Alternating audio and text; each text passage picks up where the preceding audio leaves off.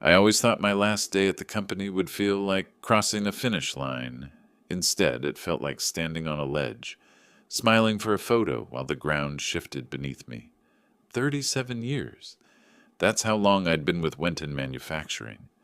Long enough to watch it go from a family-run plant to a polished corporation with glass walls, digital keycards, and phrases like operational synergy.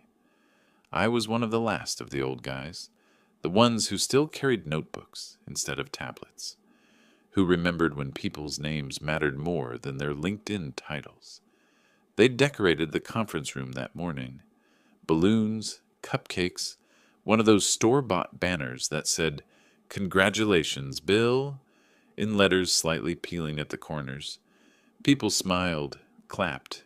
It was all good-natured, until it wasn't.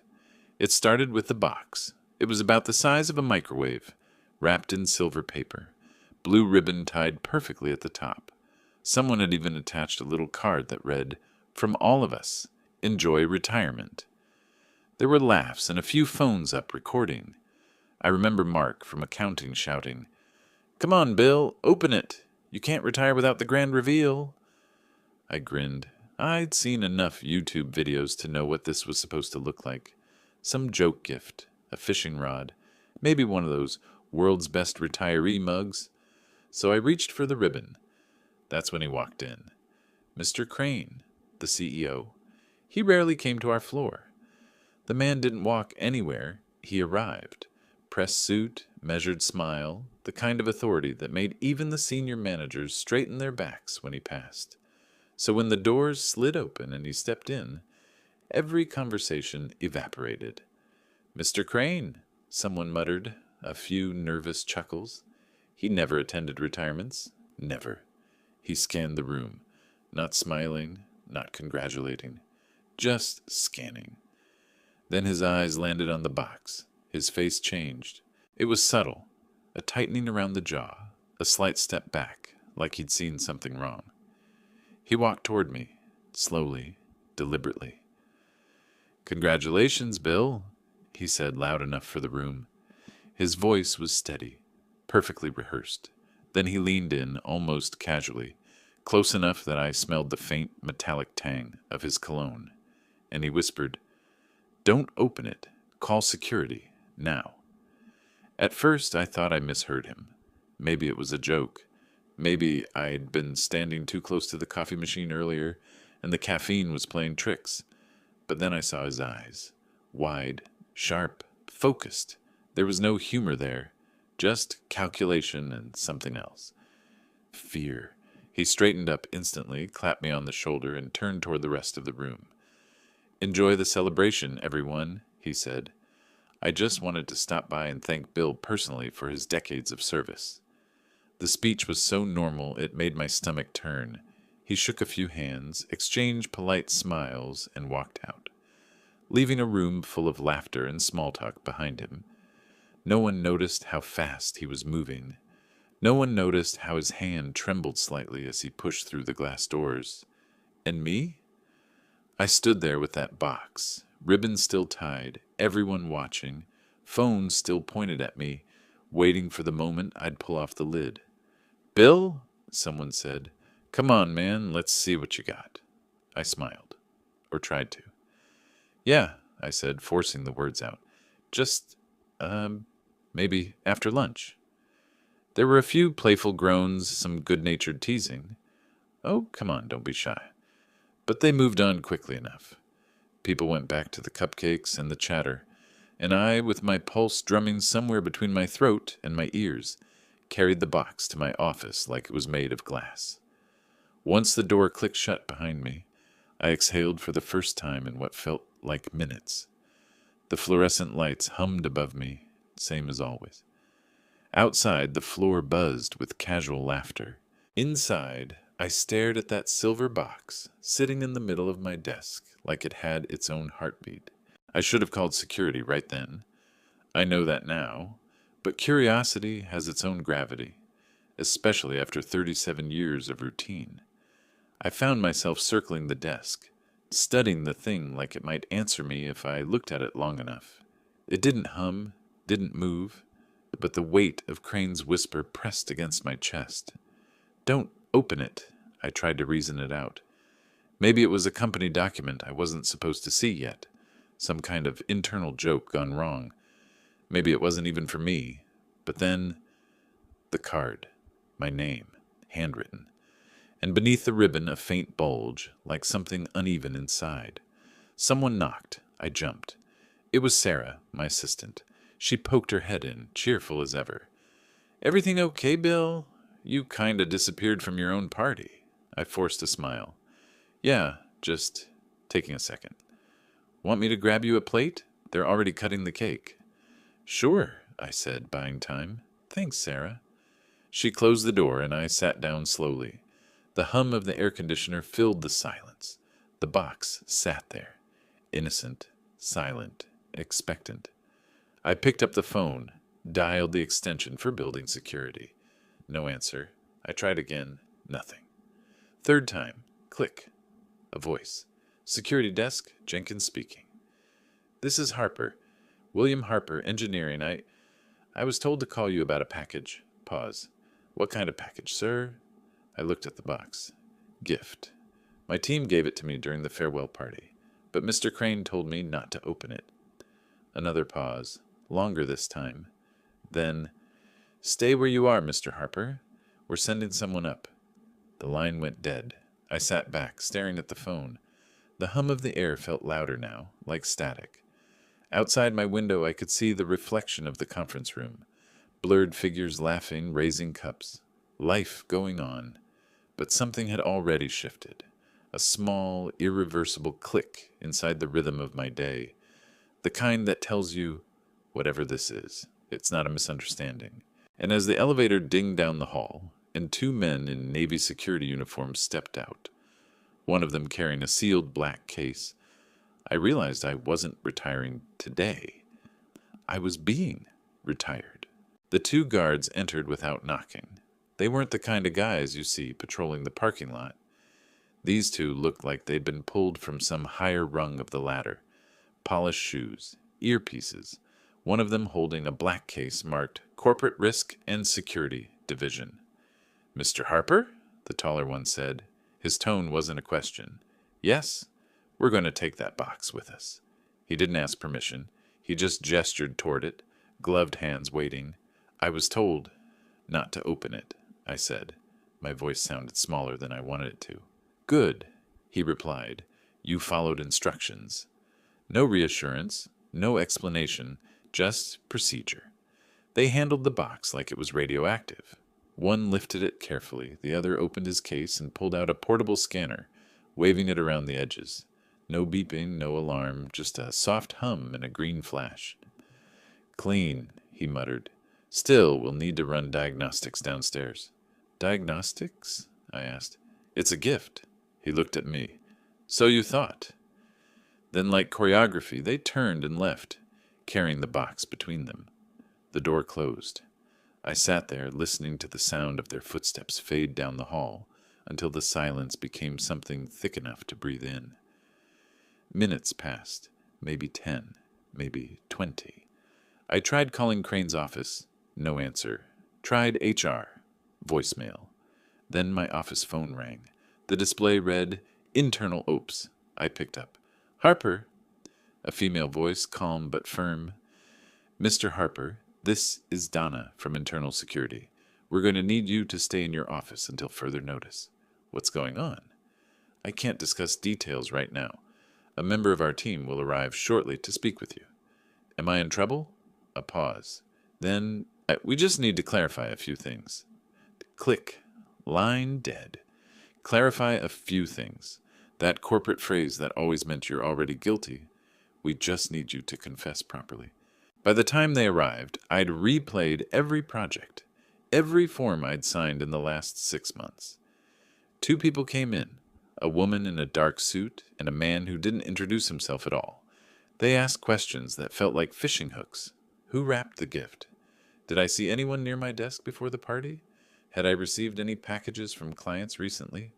Had I shared company documents outside internal channels? I kept answering no, no, no. And with each answer, their faces got tighter. Then she slid a printed photo across my desk. It showed me, same shirt, same tie, standing near the conference table, hand on the box. It was time-stamped 11:04 a.m.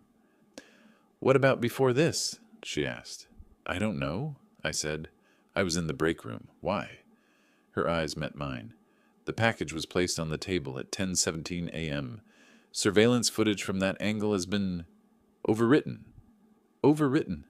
That's not an accident. Not in this building.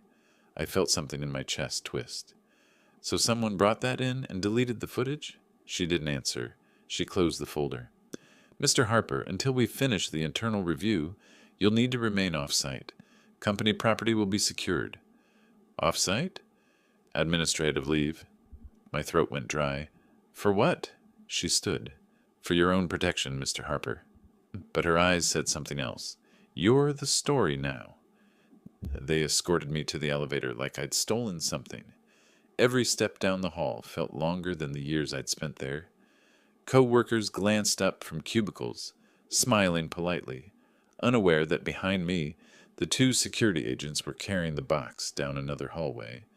By the time I reached the parking lot, my badge already deactivated, I wasn't thinking clearly. I sat in my car, gripping the steering wheel, replaying Crane's whisper, "Don't open it."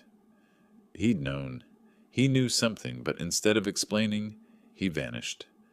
I called his office again, voicemail, then his assistant, out of office, then HR again.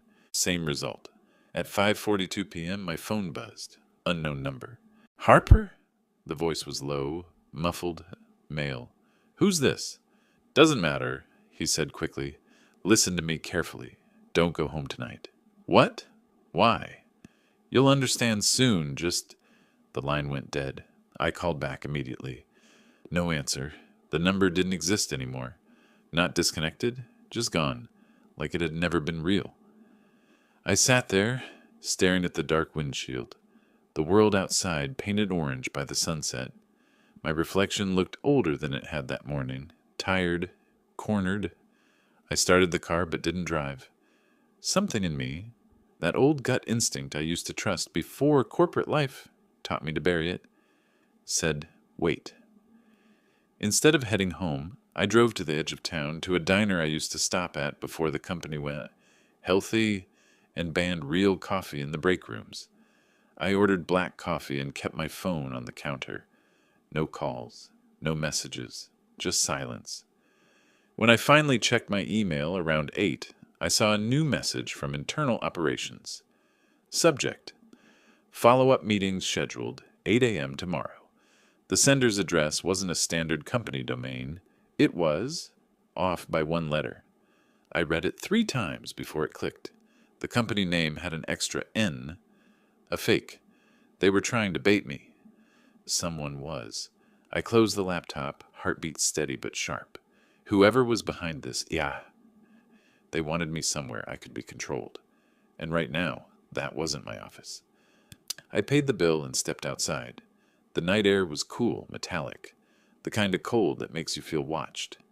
I dialed one last number, an old friend, retired from the same company 5 years earlier, someone I trusted more than anyone. "Hey, Will," he said when he picked up. "You okay? Thought today was your big send-off." "It was," I said, and then it wasn't. "What happened?" "I think someone tried to set me up." Silence. Then quietly, "I told you to be careful with them. The new management isn't what it used to be." I looked across the parking lot. A dark sedan sat idling across the street, lights off. "Do you still have contacts in compliance?" I asked. "1 or 2. Why?" "I need to know what was in that box." He exhaled. "Give me a day, but whatever's going on, you're not crazy. You just stayed long enough to see how the place really works." The line clicked dead, but the words stayed with me. I looked up once more. The sedan was gone. That night, I checked into a cheap motel 20 miles away. Old carpet, flickering light, but for the first time all day, I could breathe. I set my phone on the nightstand, stared at the ceiling, and realized something simple, terrifying, and true. I'd spent my whole life building things I could explain. Blueprints, machines, systems that made sense. But now, someone was building something around me, and I was the part they didn't plan to keep. But that was just the beginning. Sleep didn't come easy that night.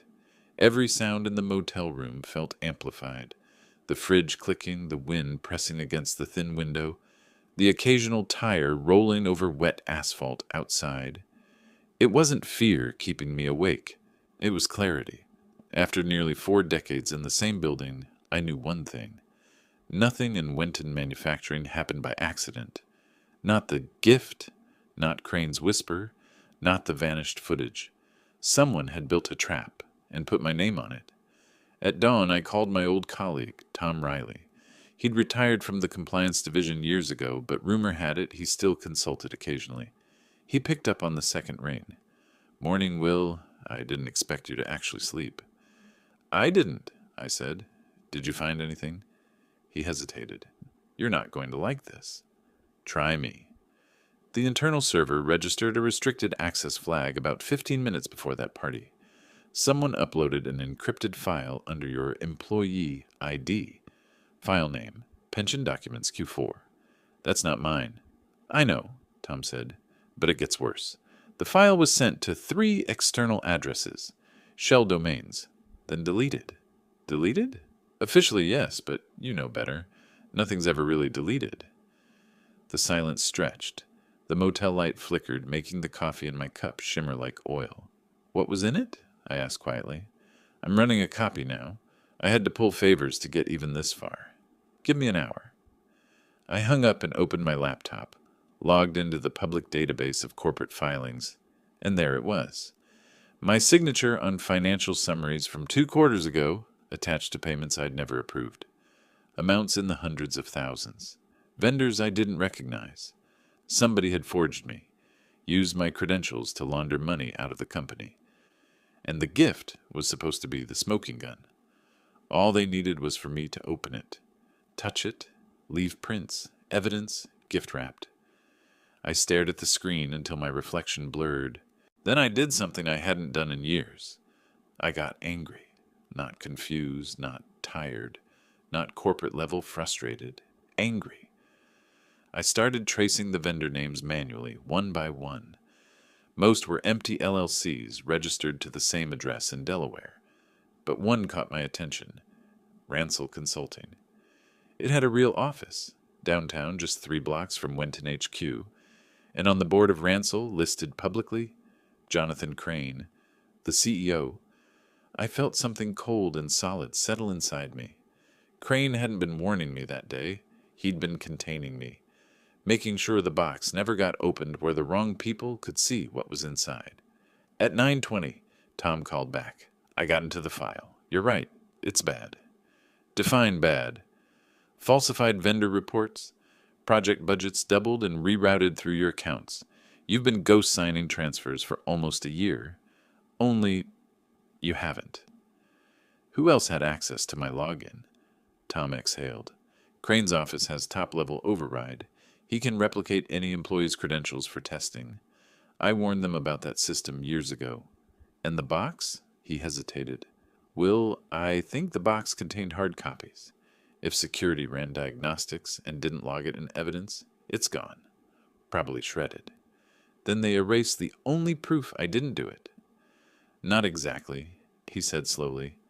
"Every transfer needs 2 signatures, a digital one and a timestamp hash. I can pull the hashes from the backup server. That'll show it wasn't your machine." "Do it," I said. "Already on it." "But Will—" "What? Be careful. You're not supposed to know any of this." By noon, I was back in the city. The parking lot of Wenton HQ looked different now. The glass building felt like an organism, reflective, predatory. I sat across the street in my car, watching people come and go, until I saw Crane step into a black SUV, phone pressed to his ear. Even from this distance, he looked composed, confident, the kind of man who knew the storm would never touch him.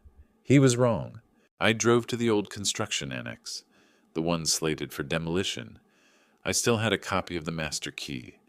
37 years leaves you with small privileges. Inside, dust hung like fog, old drafting tables, dead monitors. But the servers in the back room still hummed, faintly.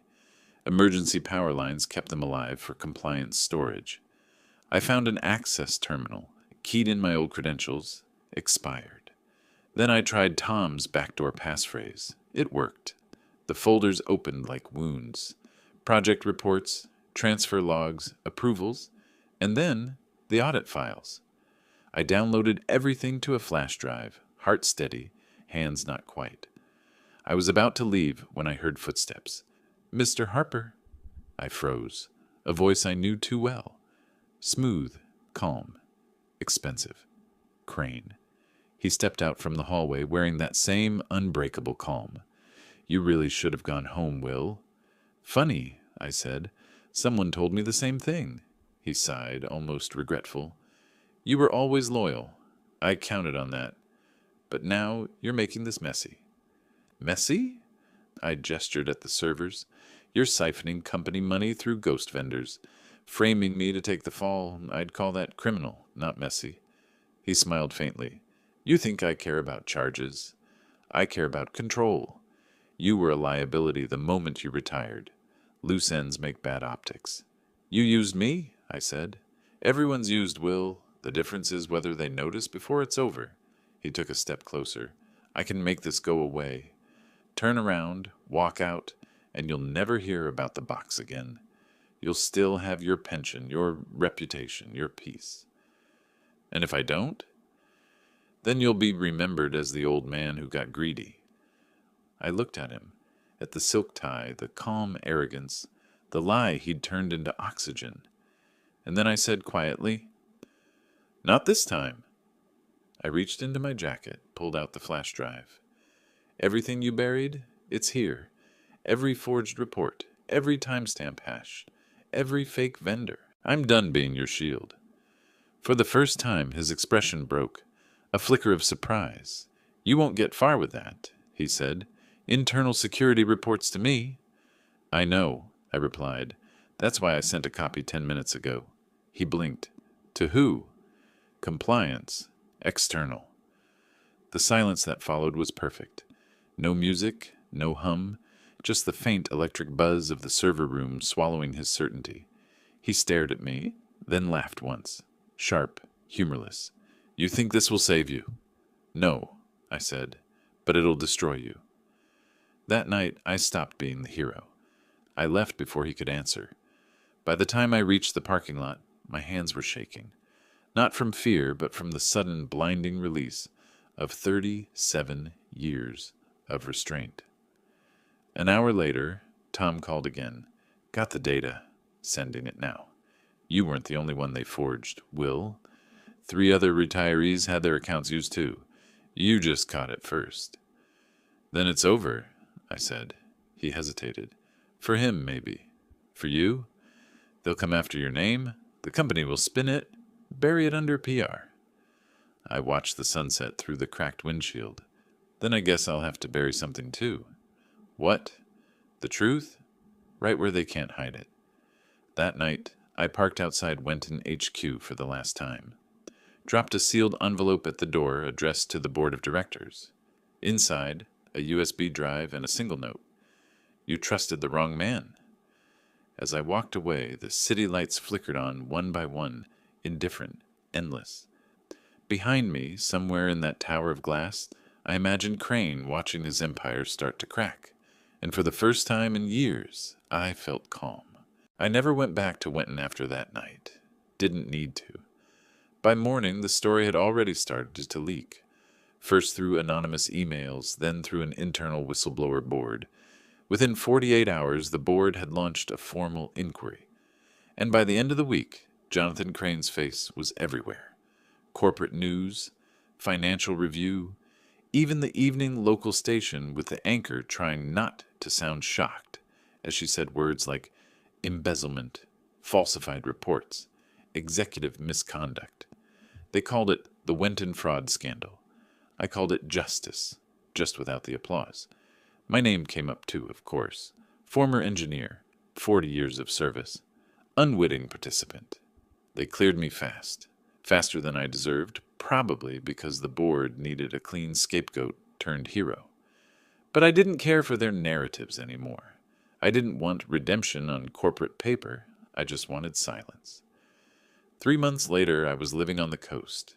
Small town, population barely 4,000. The kind of place where people wave without expecting names in return. I rented a house with creaky floors, a back porch facing the ocean, and a shed that smelled like pine and dust. Days bled into a rhythm I didn't have to measure. Coffee at 6, a walk along the shore, fixing small things around the house, broken hinges and old radio. My hands still needed to build something. Turns out peace doesn't feel like rest. It feels like work without fear. Every now and then I'd get letters from ex-colleagues, mostly polite ones, sprinkled with phrases like, "Can you believe it?" and "We always suspected something was off." One from HR even ended with, "You'll always be part of the Wenton family." I burned that one first. Tom and I still spoke once a week. He told me the investigation widened. 2 VPs fired, half the accounting team under review. The board sold the company 6 months later to a firm that promised transparency and renewal. I didn't read the press release. I didn't need to. Some nights I'd sit on the porch with a cup of cheap whiskey and listen to the waves hit the rocks, thinking about the word retirement, how small it had sounded before, how wide it felt now. Then one morning I got a letter, no return address, plain white envelope. Inside, a single sheet of paper, typed. "You did the right thing." That was it. No name, no signature. But at the bottom, faintly, a smudge of blue, the same shade as the ribbon that had tied the box on my last day. I sat there for a long time, paper in hand, listening to the ocean and the ticking clock behind me. Was it someone from my team? Was it Crane himself, reaching out from the ruins? Or was it just the universe, signing off on the lesson? Didn't matter. Some things don't need closure. They just need distance. A week later, I got a call from Tom again. He sounded different this time. Slower, softer. "They found it, Will," he said. "Found what?" "The box." I stood up instinctively, staring out at the water. "Where?" "In a storage unit. Company property. The security team had tagged it as hazardous material and sealed it away after the party." "What was inside?" He paused. I could almost hear the smile in his voice. "Files, hard copies. Every single document you pulled from that server. Someone duplicated them before you even got there." I didn't answer right away. The wind carried the sound of gulls across the yard. So even if I'd opened it... "You'd have found the truth," he finished. "Guess Crane didn't know everything after all." We didn't speak for a while. Then Tom added quietly, "Funny, isn't it? The box was meant to end you. Turns out it saved you." "Maybe it did both," I said. That night, I went down to the beach. The tide was low, the air thick with salt and the smell of wet earth. I sat on the sand and watched the lights from the fishing boats blink in the distance. Small, steady things moving against the dark. I thought about the company, the years, the people. About loyalty and how it can turn to blindness if you wear it too long. About the moment Crane whispered those words. "Don't open it." He was right, in a way. Opening it then might have destroyed me.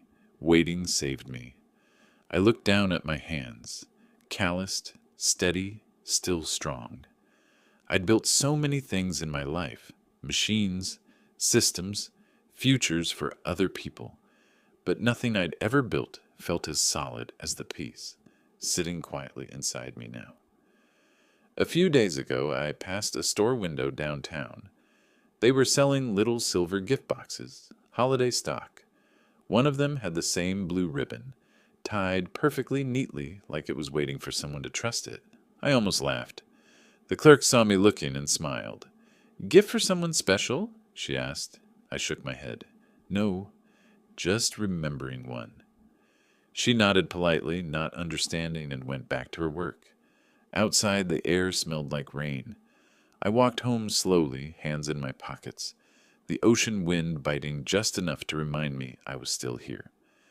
At home, I made coffee, sat down at the table, and wrote something on a napkin before throwing it away. I never found out who put that box on my desk, but I learned something better. Who I was when I didn't open it. Then I poured another cup, leaned back, and listened to the waves. They sounded the same as always, just quieter, now that I finally stopped listening for explosions.